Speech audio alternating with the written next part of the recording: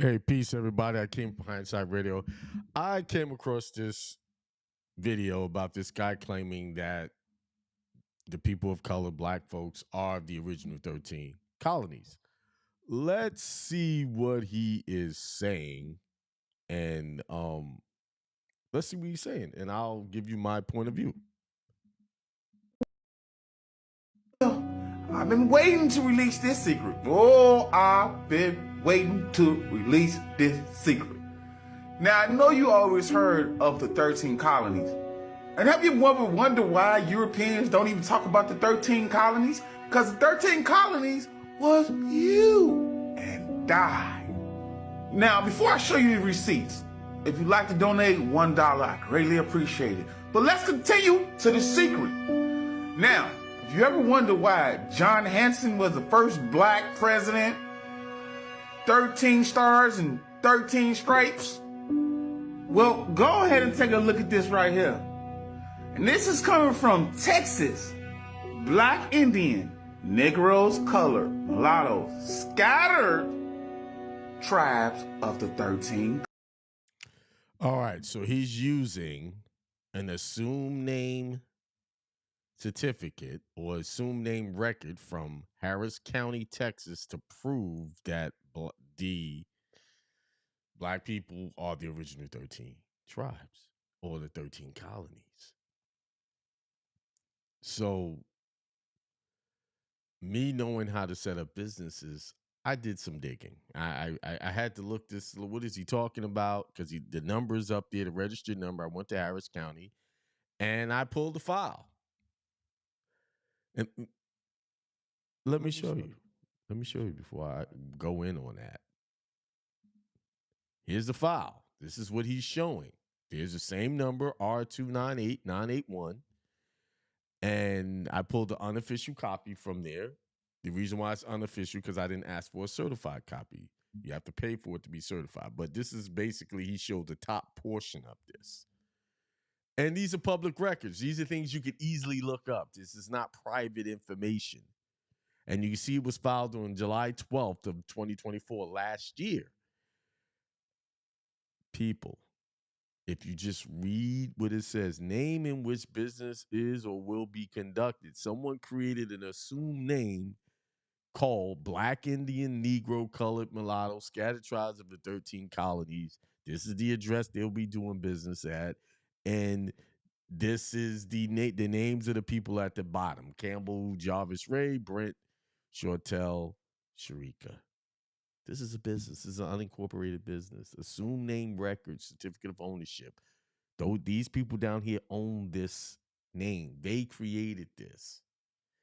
But he's using it as proof to claim that this proves that black people were the 13 colonies.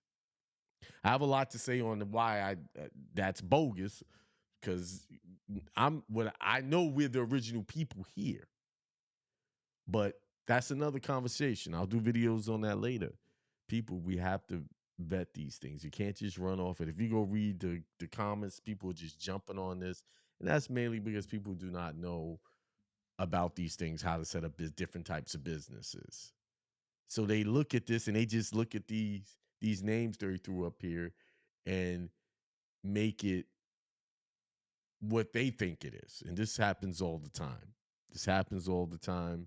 Unfortunately, people fall for it. But let's go back to, let's continue in the video and then close it out.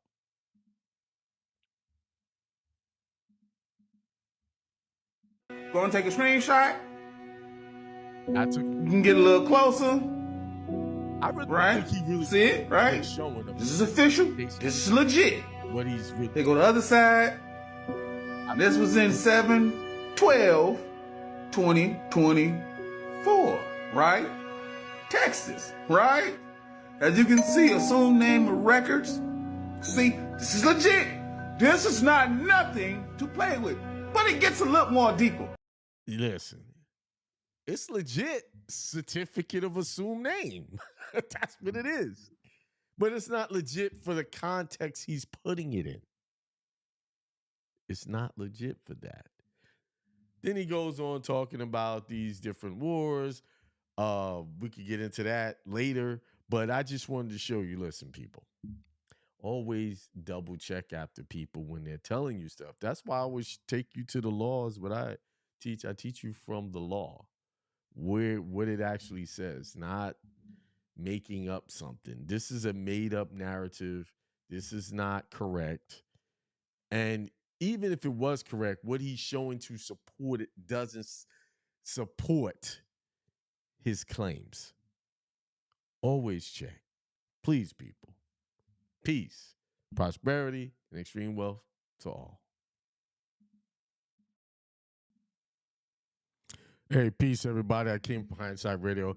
I came across this video about this guy claiming that the people of color, black folks, are the original 13 colonies. Let's see what he is saying. And let's see what he's saying. U.S. citizens are U.S. nationals, but only a relatively small number of persons acquire U.S. nationality without becoming U.S. citizens. Let me go to the chat.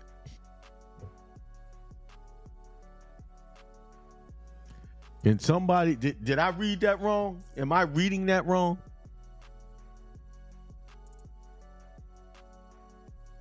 Am I reading it wrong? Let's go back to the beginning. Let's give it play. The method that I share in Born of Blood, Bound by Paper, of how I obtained my passport as a U.S. national is a lawful. This says all U.S. citizens are U.S. nationals.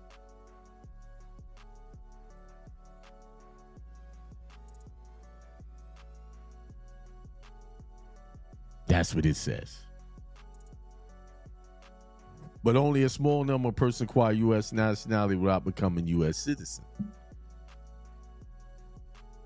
Section 101A, 21 of the INA, term national as a person owning a permanent allegiance to a state.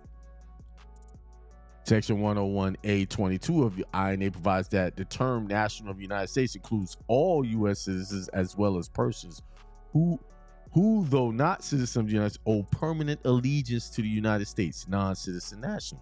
Let's go back to the video. Let's go back to this. Let's go back. Administrative process carried out through the U.S. Department of State using their own forms and procedures. The passport itself, besides being a national and international travel document, is federal recognition of my status as a U.S. national. The process did not involve trick paperwork or some secret loopholes. It uses existing law, the nationality statutes, and passport regulations already on the books. The result is a passport documented and issued by the government itself, which is the highest form of identification available to U.S. nationals. Sound like something I've been telling you. A 14th Amendment citizen can also obtain a passport, as you know. However, they are treated as federal subjects under statutory jurisdiction, more commonly known as state revised statutes. On the other hand, a U.S. national or non-citizen national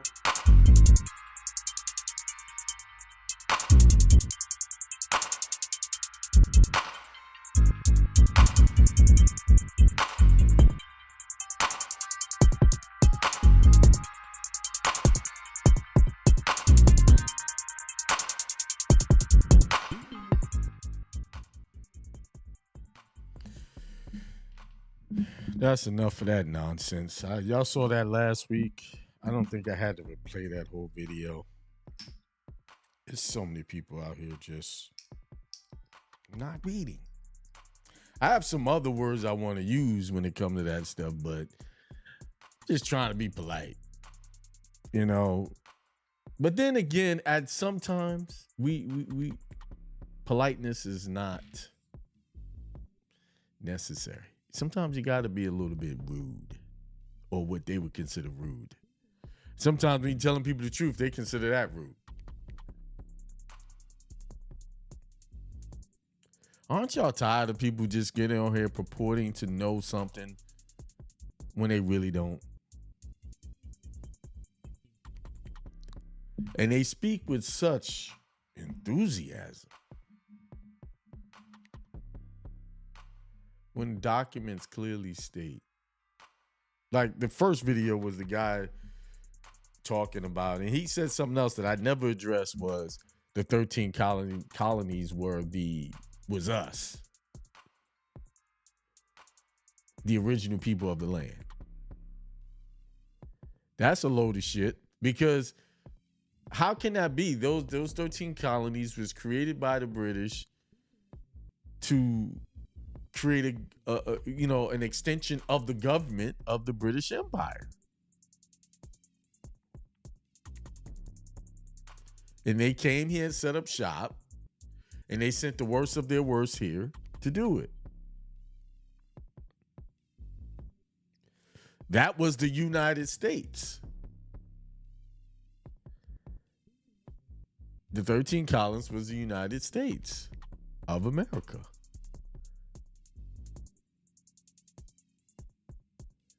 They created that for them to create separation from who? You and your ancestors. It was they set their government up side by side with our government. And through trickery, they started changing things. They started creating laws. And I'm gonna read some stuff. I got some stuff I'm gonna read about today pertaining to the baby follows the belly, or the legal term is called they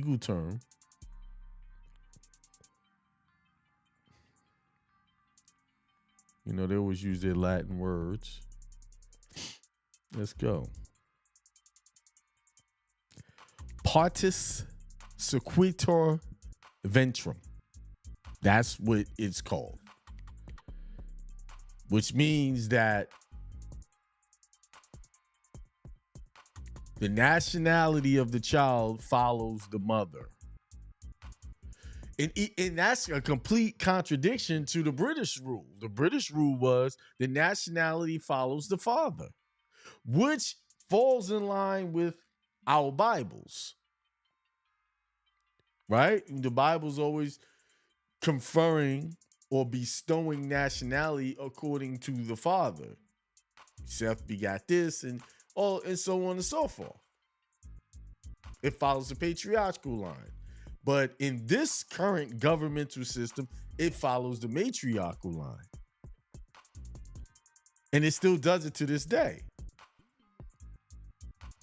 But before I go on, greetings to everyone listening. Today is September the 16th, 2025. We're in September, halfway to October. Just about done with this 2025 year. And I know a lot of you are ready for it to be over because you've been meeting some challenges. I know, I've been meeting challenges. I've been tested by everything I teach this whole year. Every little thing I say, I'm almost like, man, do I really want to keep talking about this stuff? Because I'm tested by everything I'm saying. And at some point you get tired of being tested. Like, when is this going to be over? I know the feeling. But you know what's nice? Is when in your worst moments, like when you really being challenged, you get a text from somebody or a phone call from somebody who just sends you a word of encouragement and gives you that extra push. That extra, when you just, you start thinking, man, you check in on people. Hey, how you doing? And you just, hey, you doing okay? And And I know some of you have that. You know, people don't check on you. You're the one to check on them, but they don't check on you. But it's good because that shows you that in the right moment, in the right time, someone is being motivated by the Spirit of God working through them to contact you, to give you that encouragement. And, you know, I didn't do a show Sunday because I got tied up with some responsibilities and I didn't do a show. And I'm sorry, I wanted to do one later, but I was so worn out. I just didn't have the mental capacity to even do a show. So I didn't do one, but I'll be doing one Sunday. But Sunday, someone just sent me a message out of the blue. I hadn't heard from them in a minute, and I really appreciate them. They know who they are. A pastor from out of Georgia, and I'll go and give him shout. Thank you, Teresa, for sending that message because it was very timely. Because y'all know I have a couple of businesses going and things don't always go the way you want them to go, but you meet challenges and you got to get through them. And just because the person teaches this thing doesn't mean that they have mastered the skill of going through those walks. So I'll be getting hit, but you want to know how tough you are? Keep getting those hits and keep getting up and moving. Keep getting them and see if you keep moving forward. That's what makes you tough. That's what shows you what you're made of. You see a lot of people get the hits and they go, this ain't working out. And they go to the easy stuff, back to who they were. Endurance, stamina. Because but it was very good. And I thank her for just sending that message. Just shows that's a testament that the Spirit of God is working through everyone. But sometimes we get these epiphanies and these, thinking of people and we don't act on it. I've learned how to act on these things. Like when I get like somebody pop up, I move. I try to practice that. But anyway, so let's get back to the baby follows the belly, or Partus Sequitur Ventrem. So the historical context of what I'm talking about started in 1662 in Virginia. House of Burgess passed a law that fundamentally reshaped race, slavery, inheritance in the colonies. Before this, English common law held that a child's status, free or enslaved, generally followed the father. Virginia flipped this principle. All children born in this country shall be held bond or free only according to the condition of the mother. So after they made this rule, they made it a business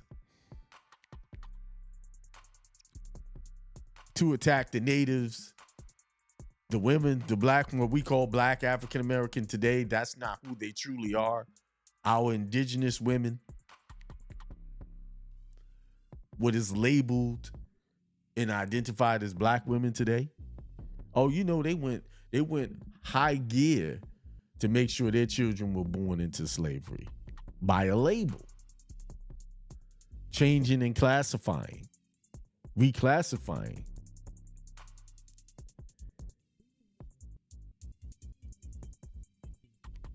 Virginia flipped this principle. All children born in the country shall be held bond and free according to the condition of the mother.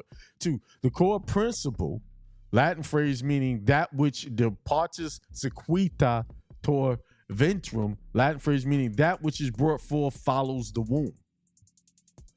If the mother was enslaved, the child was enslaved, regardless of the father's status, even if the father was a free Englishman. So this was to, those Englishmen or white men or those colonizers were having sex with the women what they called their slaves and having children.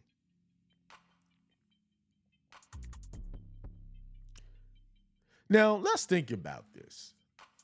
Who do you think was the biggest supporter of this? Was it the men?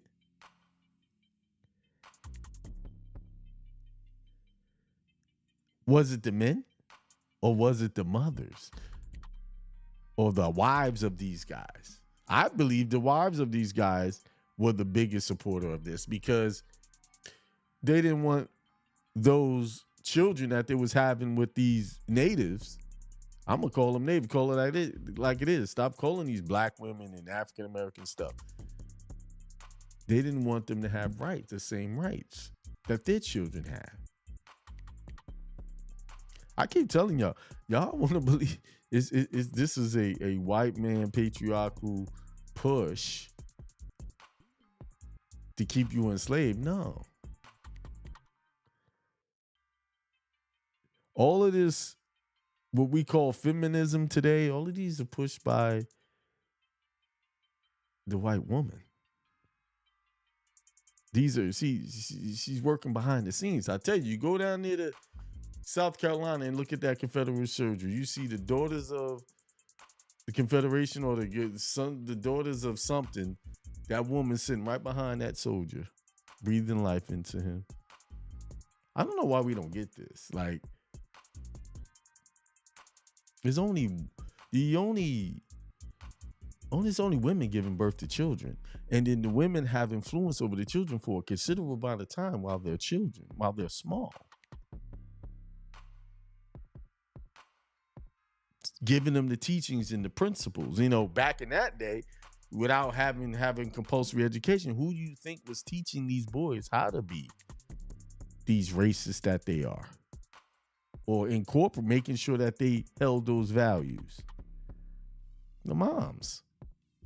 Of course the dads were supporting that.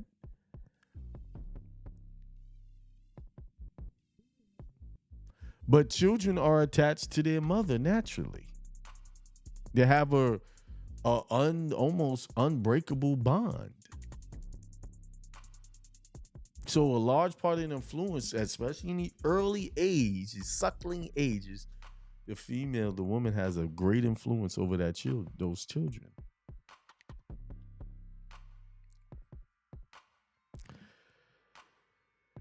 This legally ensured perpetuity of slavery. One enslaved woman could give birth to generations of enslaved children. It also made the sexual exploitation of enslaved women profitable for slaveholders. Why this law was created? Economic motive. Secured a self-reproducing labor force. Racial codification cemented racial slavery into law, drawing a line between African indigenous mothers versus European fathers. Legal shield protected white men from having their children born to enslaved women, claim freedom or inheritance rights. It shifted slavery from a condition of contract or capture into a hereditary system. We have another hereditary system now.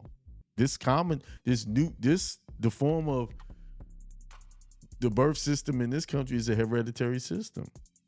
This is why it's very important for them to capture your child's birth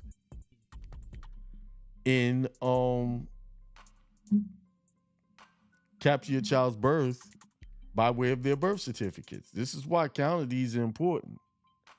And this show is kind of a preview or an introduction to give me a second. Introduction to this webinar I'm having on the 27th. Indigenous Passport webinar. Y'all need to get on it because after the 19th, the price goes up. So it's $127 now. It's going to go up. So get your spot now. And if any of you have the first webinar, the Passport webinar number 1, if you go watch that, I kind of not directly, like indirectly taught what I'm about to teach on the 27th. Because I showed some stuff in there, in that video. That's the only video I showed it in.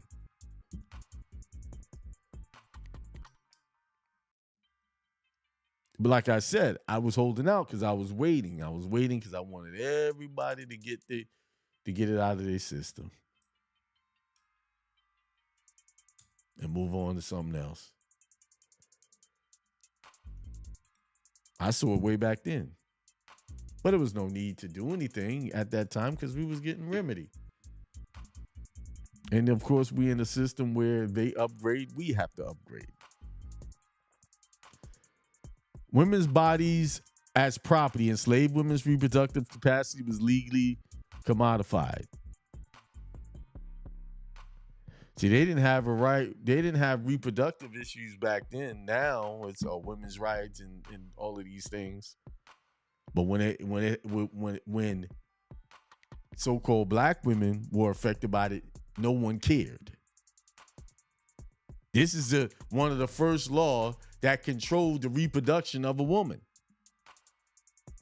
But it didn't affect them, so no one cared about it. No one was marching and saying women's rights, reproductive rights. No one was talking about that. Now they're talking about it on the basis of abortion. That's what they're marching for. I want to have the right to decide to terminate a child.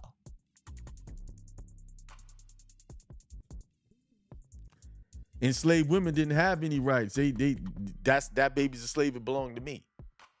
We take it from you. See how things flip?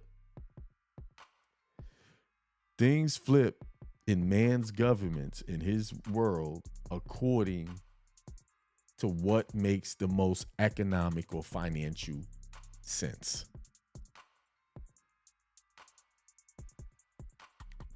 And Virginia so happened to be the state. Let me see. I think Virginia is the state where eugenicists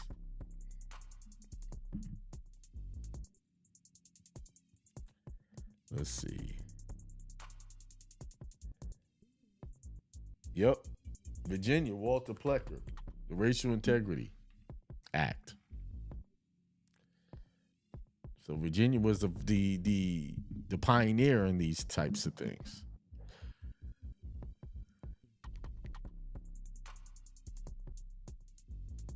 Children as assets. Enslaved children became part of the estate, passed down like livestock. Erasure of fatherhood. The father's identity was irrelevant unless he was also enslaved.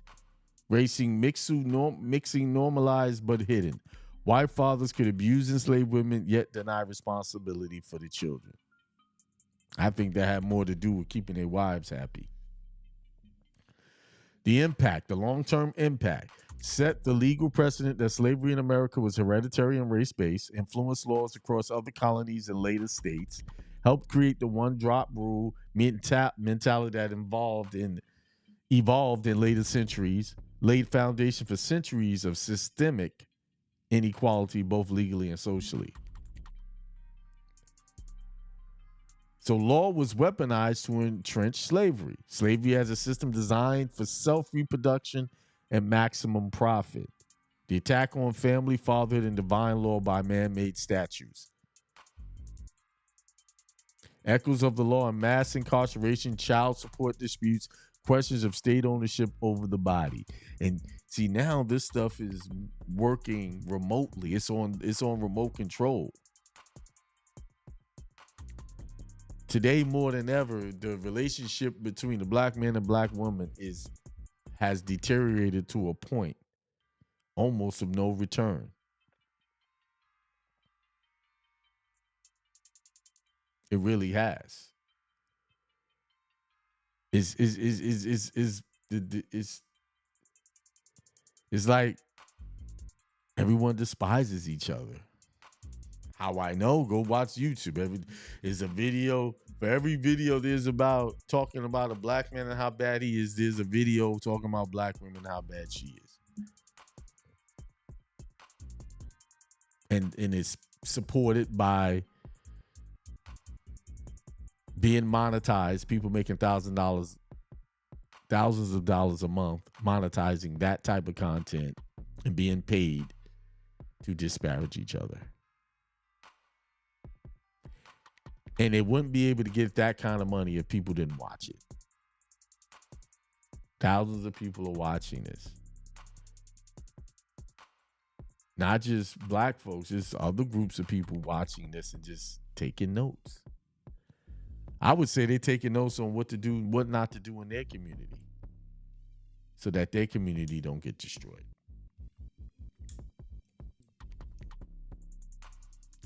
So how does this connect with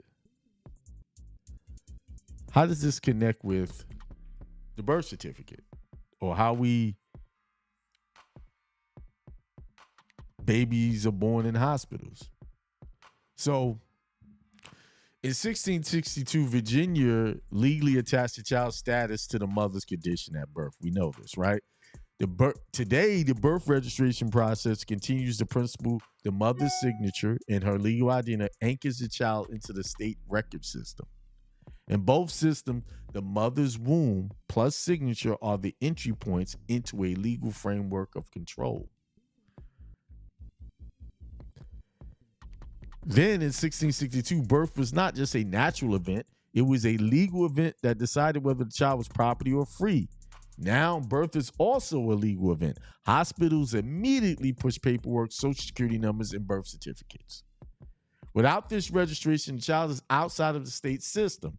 With it, the child is tagged with a lifelong legal identity. The parents are tagged with a lifelong legal identity. They become either the legal mother or the legal father once they sign that paperwork. If you ever been in a situation, mostly men couldn't identify with this because this is usually when they have a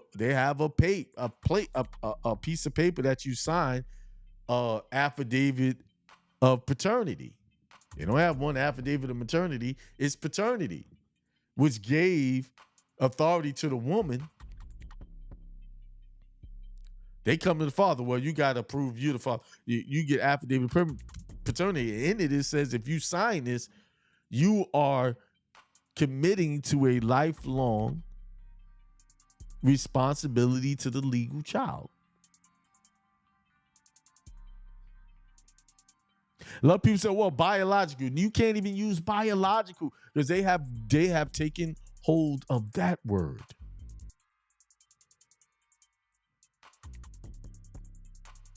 Biological. You can't use that word in your paperwork. I'm the biological. No, because they use that. That's part of their legal framework. You have to use words that they don't use. Now, if I was to want to claim my child, but I don't need to claim them, I'll do it through my own counter deed and affidavits. And I would use words simply like begot, my only begotten daughter, my begotten son, like the Bible does. Or if you're a Muslim, go find the words they use in your book, the Quran, or the Jewish or in Judaism, the Torah. But do not use any words they use in their statutes. Because every word that they put on those registration forms are legally vetted and designed to be written in a certain way to incorporate you into their legal system.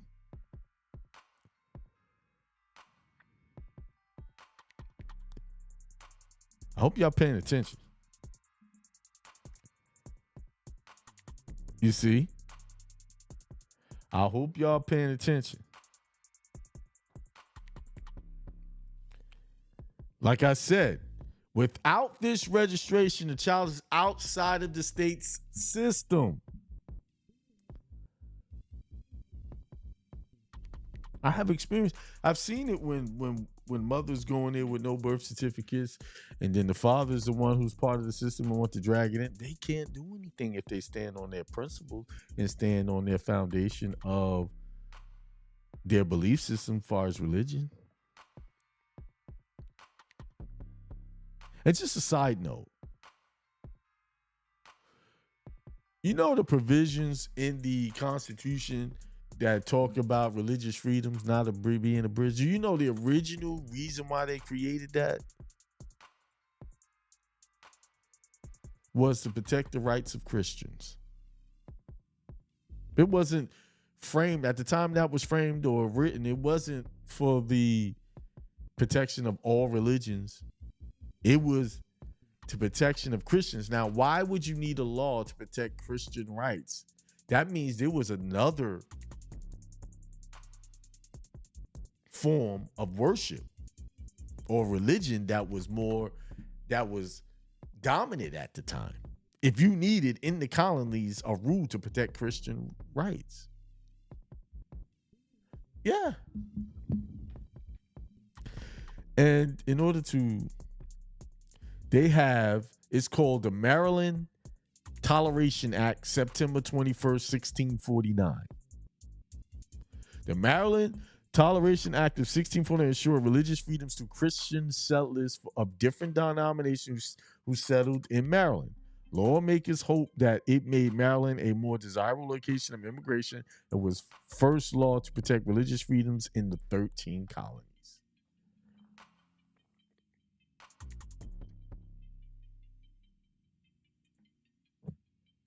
Oh, maybe I need to share the screen. Hang on.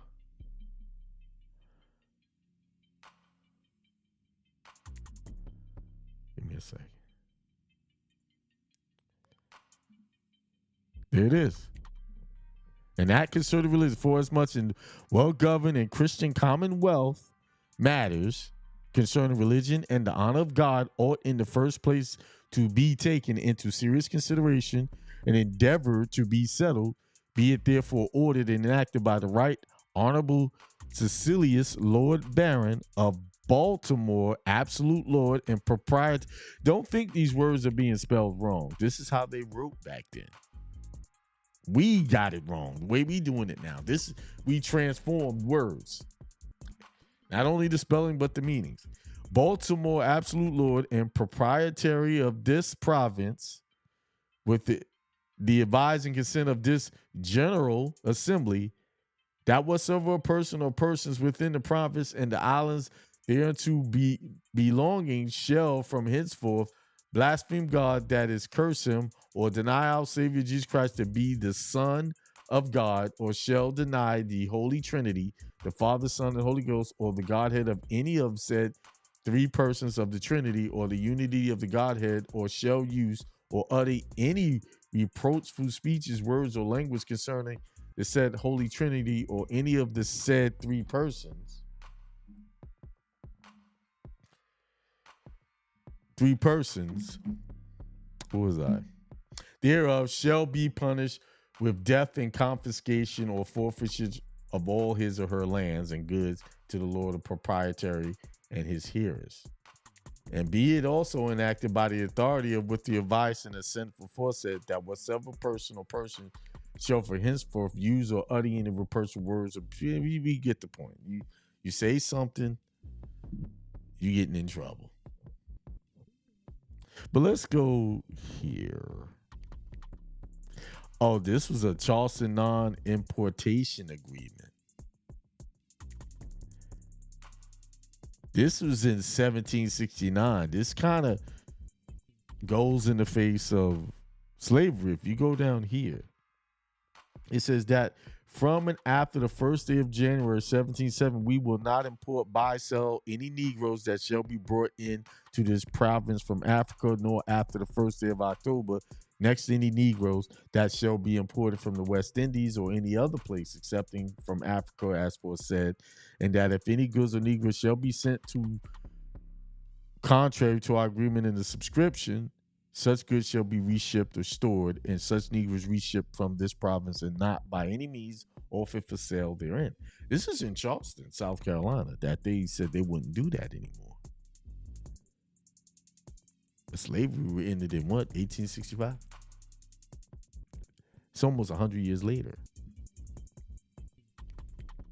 This was a Charleston non-importation agreement, which means that slavery was still going on. They just wasn't coming from Africa. They were taking your ancestors, the natives. They got their crop from the people that was already here. Now, here's the Virginia. This is when they started making these laws. They go, African women and their descendants were counted among the tithes in 1644. And because there shall be no scruple or invasions who are and who are not tithable, it is resolved by the Grand Assembly that all Negro men and women and all the men from the age of 16 to 60 shall be adjudged tithable.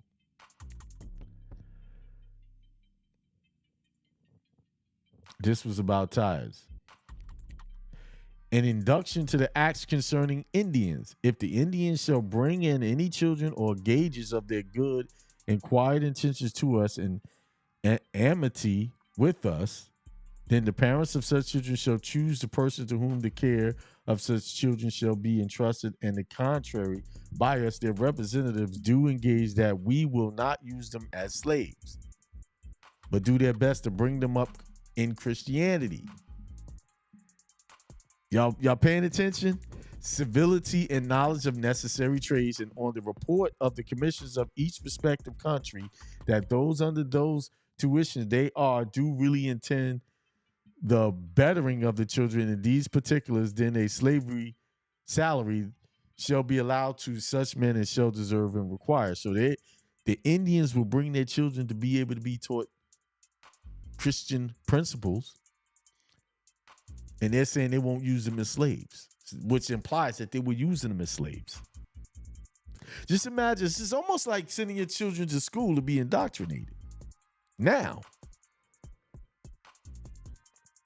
you see how this relates to what's going on today?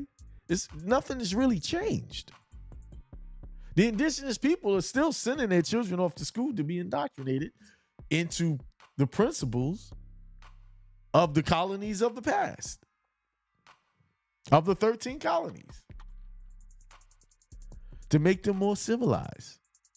See, they're not going to read this stuff that you're not going to read this. No one's going to talk about this.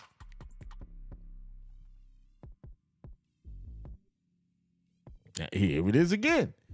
Be it enacted for the prevention of the great abuse used by presenting of imperfect lists, that all male servants hereinafter imported into this colony of what age soever they be shall be brought into the list and shall be liable to pay country levies, and all Negroes and imported, whether male or female, and Indian servants, male or female, however procured, being 16 years of age, to be listed and pay levies as aforesaid.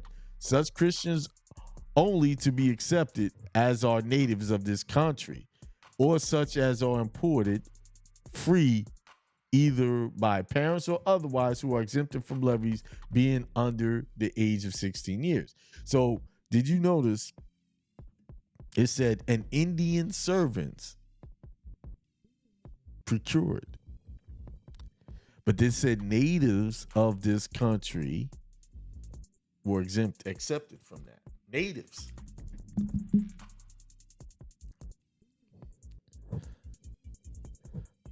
See, they took the natives and converted them into Indians.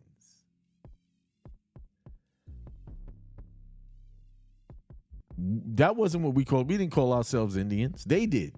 They labeled us the Indians.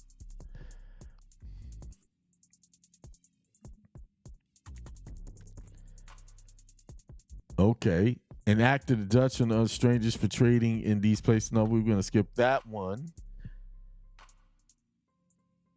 The law indicates that some Africans and their descendants were not servants for life. However, if an indentured servant ran away with a black person who was considered a servant for life, the white servant had to serve additional time to compensate a master or masters for his or her absence and for the absence of the black individual. Be enacted that in the case of English servants shall run away in company with any Negroes who are incapable of making satisfaction by addition of time. Be it enacted that the English so running away in company with them shall serve for the time of the said Negro's absence as they are to do for their own for a former act. Oh, they was covering all bases.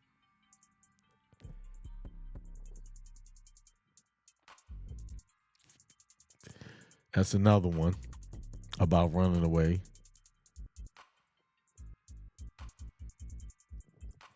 The following statute suggests that white and black servants and apprentices traded with those who lived near their masters. So this also proves that white people were what we call white today were servants. Concerning Indians, the legislature decided that the Native American and English servants were to serve their masters the same length of time. And it be further enacted that what Englishman, trader, or other shall be in any Indians as servants and shall assign them over to any other, shall not sell them for slaves, nor for any longer time than English of the like ages should serve by the act of assembly. I mean, do I really need to keep? Now y'all seeing how the Native Americans were slaves, and then when they wanted to make the Native Americans look a certain way, they gave them a different complexion and started calling you black, Negro, African American,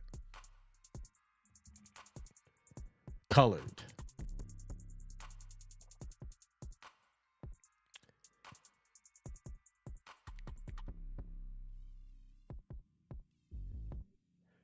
Matapin, a Powhatan Indian, being sold for lifetime to one Elizabeth Short by the king of Wyanoke Indians, who had no power to sell him, being of another nation, it is ordered that the said Indian be free, he speaking perfectly the English tongue and desiring baptism.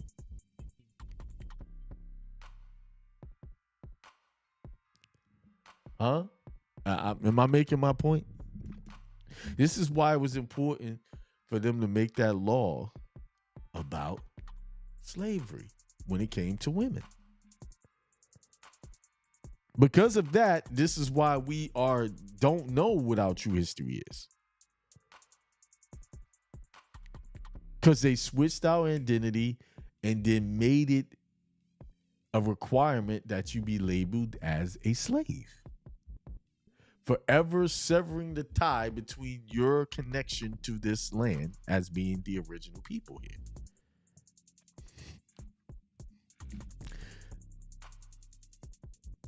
Negro women, now this is here. See how the timeline 61, then they go 1662, Negro women's children to serve according to the condition of the mother.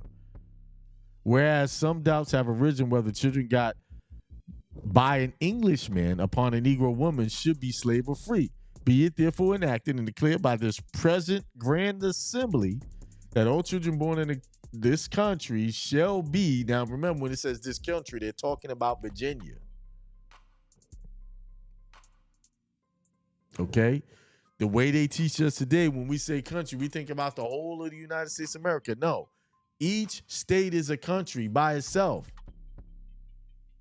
The United States of America is not a country within itself. It is a confederation of countries coming together.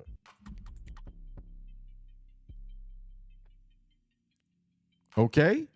Oh, I live in the country of United States. No, that's not. No, you live in the confederation of countries, the different states, aka countries, that decided to create what we call the Confederation called the United States of America. That's what it is. United States of America is not a country. It's a confederation. I don't think I have to go get the Articles of Confederation and show you that. They called it the United States of America Confederation. Didn't say it was a country. The state you live in is a country. Okay? Shall be held in bond or free only according to the condition of the mother, and that if any Christian shall commit fornication with the Negro man or woman, he or she so offending shall pay double the fines imposed by the former act. So they had to pay a fine if they had to pay for it if they did that. They had slept with someone. So that means, okay, by their own rule, right? Their own rule. So what if a white woman sleeps with a black man?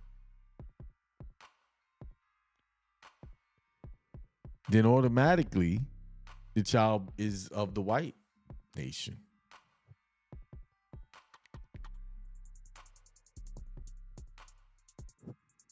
Huh?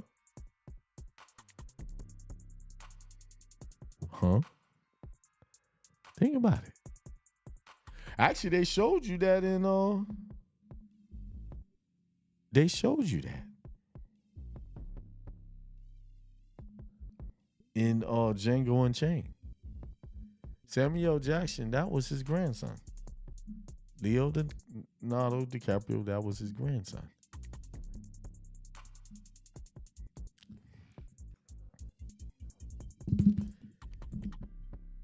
He was the charge. He was the head nigger in charge, so to speak. Playing a stepping and fetching Negro.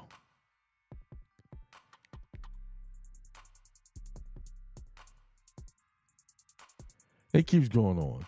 Negro women not exempt from tax. Most of these laws are attack on the woman.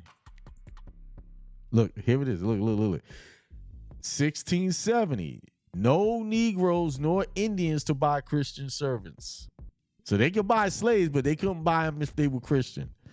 The number of blacks and Native Americans in Tidewater, Virginia was small when this act was passed. The legislature know that access to labor was necessary to succeed.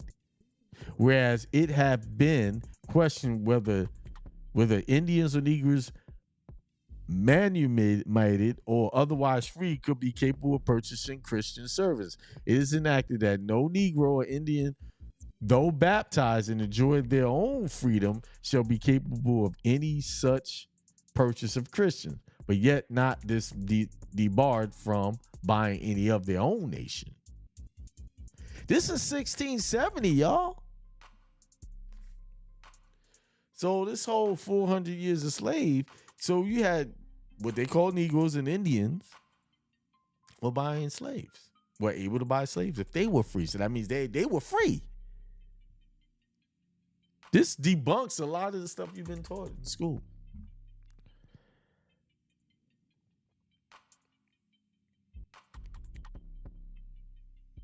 Now, y'all ready for the mind blower? Y'all ready? Let's go to this one. 1670. This law created an additional distinction between African Americans and Native Americans. Why did you need a distinction? Because they all looked alike. It was an attempt to make lifetime servitude the normal condition for all Africans imported into Virginia. The legislature repealed this statute in November 1682. Whereas some dispute have arisen whether Indians taken in war by any other nation, and by the nation and taking them to sold to English as servants for life or term of years, it is resolved and enacted that all servants not being Christians imported into this colony by shipping shall be slaves for their lives, but what shall come by land shall serve, if boys or girls until 30 years of age, if men and women 12 years and no longer.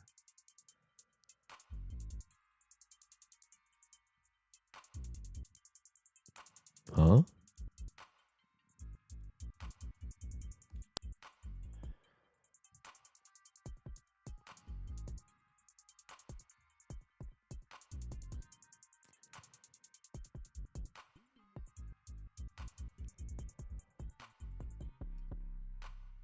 I think I made my point. I think I made the point. If y'all want, here's a link. I'll give y'all the link to this in the chat so y'all can go do your own research.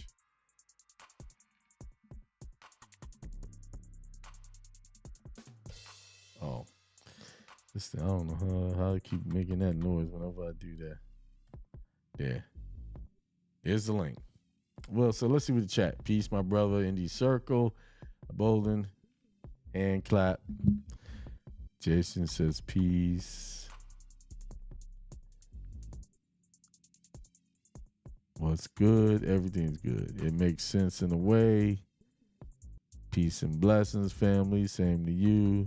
Yeah, he played his part. Yep, he did. And there's the link. There's the link.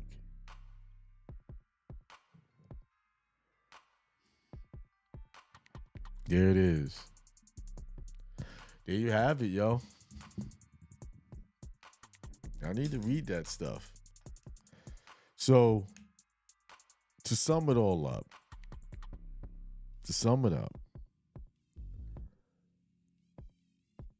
we have to stop using their documents. And in this webinar, in connection with the passport process, I'm going to show you how to stop using these documents. Stop using these documents to support. Because think about it, a birth certificate only proves that you're a U.S. citizen. You get that. It doesn't say that you're a national. I mean, I thought like that. But remember, they created that document. It came from their system. It's monetized by their system. So all I'm doing is proving.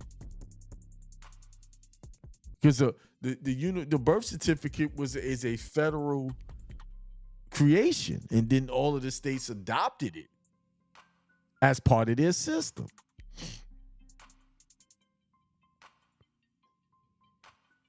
You have to you have to create your documents, and then you got to make them where they are recognized and accepted as proof. I taught that in the counter deed process. Actually, I taught it in several different ways. But go to my website at keymel.com and get your entry into it. Ticket space is limited. And the price that it is right now is it's gonna change on the 2019th. And whoever's not in at that time, you have to pay extra or not get in it at all. All right. Now here's the thing. Once I create that, I'm not making that just for a time. That process is not going to be available for purchase after the 27th. I'm not going to make it available where you could go on my website and get it if you don't make it to the seminar, to webinar. No, this is you got to be live. And that's it. The door is closed. Now, whoever got it, they do whatever they want with it when they get it. So I'm not making it available. I'm not putting up my site where you can go, well, I'm going to get it later. Nope. That's it. It's going to be that for sale just as a live webinar. That's it. Because you know why I'm tired of people taking my stuff, passing it around, and turning it into a joke. So the only time you're going to see it is on the 27th. So come prepared. All right. It's not going to be available for purchase. It's only available as a live webinar. Now, the people who get on it, they can get the recording. Who gets on it can purchase the recording. But outside of that, that's where it stops. All right.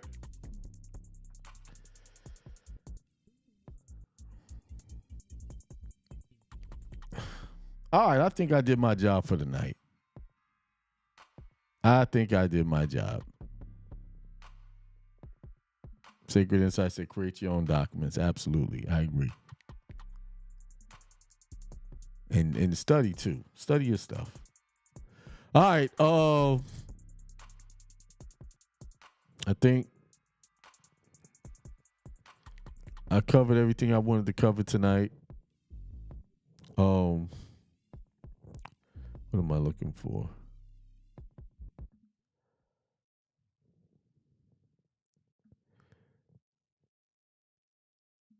So I'm gonna bid you guys a good night. Enjoy the rest of your day. I've been on this computer all day, like burning my eyes out, working with the trucking company and studying. So here you go. Peace, prosperity, extreme wealth to everyone.